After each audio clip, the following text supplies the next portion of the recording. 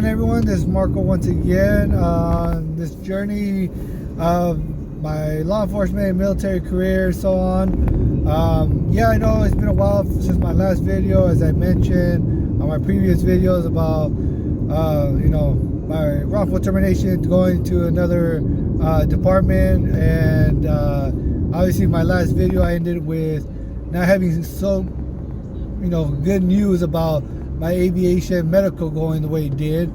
However, once again, as I mentioned on my last video, when one door closes, another one opens.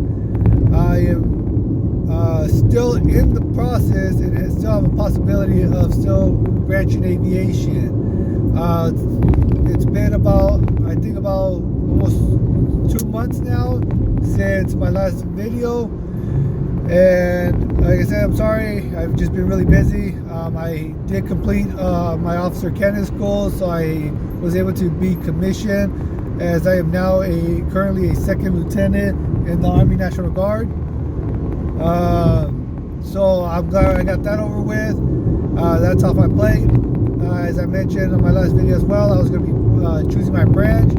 I did have to choose a branch. Oh, correction, I didn't have to. I could have just waited out, see what my options were for aviation.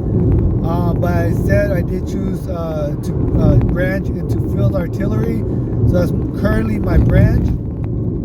But now, as I was going through OCS, as I was finishing OCS, I had great commanders and a few great commanders and certain people from my own peers that kept striving me to continue and pursue my passion into aviation.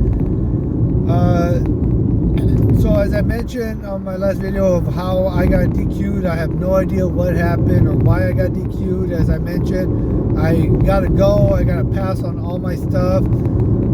But like I mentioned, they DQ'd me for some reason on my vision. I was able to contest that whole entire medical, and of course when I spoke to another captain who was pretty much helping me get through all this process and get the waiver in a sense, because she didn't understand it when not only her but another major who I sent my packet to, who's in charge of like the medical aviation portion, stated that everything that was told to me was pretty much in a sense false, because I was not going blind according to what my initial so-called doctor had told me, and everything looked up to the standards of an Army national or an Army aviation pilot. So they ended up moving my packet and pursuing it. I was able to continue the process. It got passed over to a captain, who did all this paperwork and was able to get my stuff granted and squared away. All I had to do was I had to go back and get the remainder of my medical completed, which was again, that would be on your part 2.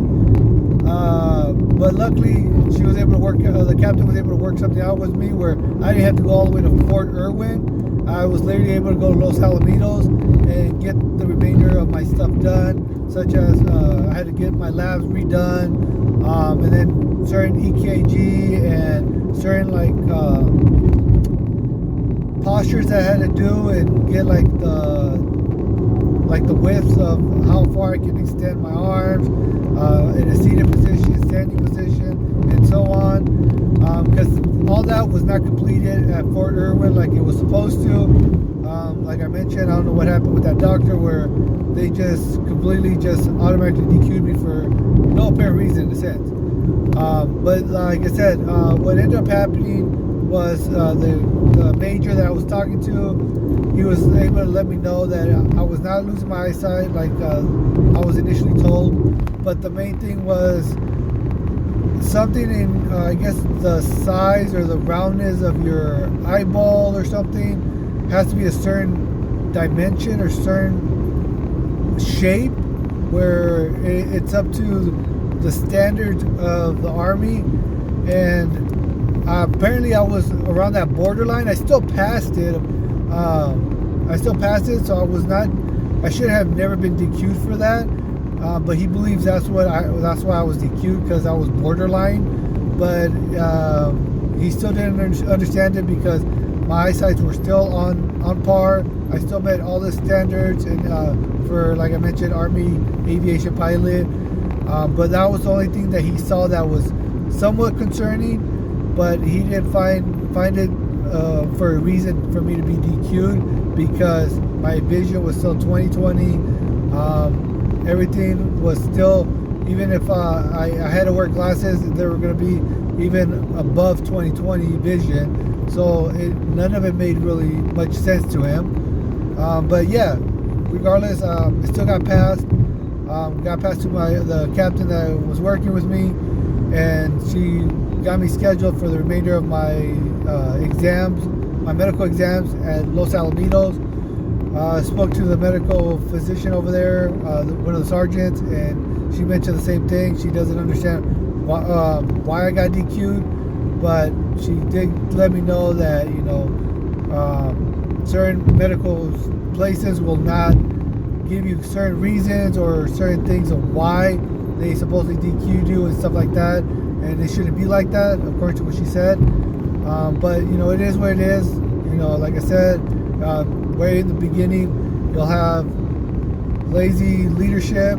You'll have those leaderships that are lazy, those leaderships that are going to be there for, you know, people that, you know, want to get the help and want to succeed, and, you know, those leaders that make sure that their soldiers and all that are being taken care of and are, you know, being able to pursue what they want to do. And that's what it is all about. Luckily for me, I had great peers that, you know, hey, were pushing me to do this, and sure enough, I did. I was able to get a hold of the major and now a captain about it, and they got all passed forward, and now I'm moving on to the oral portion of my aviation process. But that's pretty much it on that, guys. I am still also flying on the civilian side. I'm getting pretty close to my private pilot license now, so I'm excited about that. As this process continues, you know, in the aviation, if you have any comments, questions, or concerns about, you know, the military, Army, you know, going into OCS or going into aviation, you know, please drop down your comment down below. If you know, like I said since the beginning, I'm not gonna know it all, and I'll never know it all. Just like, you know, if someone tells you that they do, I'm sorry, but, you know, I will do my best to be able to answer you guys' questions, your comments. I'm usually still pretty good at answering everybody's questions or comments on down below within like 24 to 48 hours. Just making these videos have been somewhat difficult for me because I've been really busy. As I mentioned, you know, getting through OCS, making sure, you know, that wrongful termination is not going to mess me up, but obviously being able to go to a new department and, you know, being retrained and stuff like that, it does take some time. But, you know, my training is already done with that. I was able to finish my phase training with that department with no problem, and right now, you know, I'm just you know, doing my patrol. But with OCS, I've completed that. As I mentioned, I got my butter bars in a sense, so that was a great thing. But other than that, guys, I look forward to being able to hear from you guys on the next video.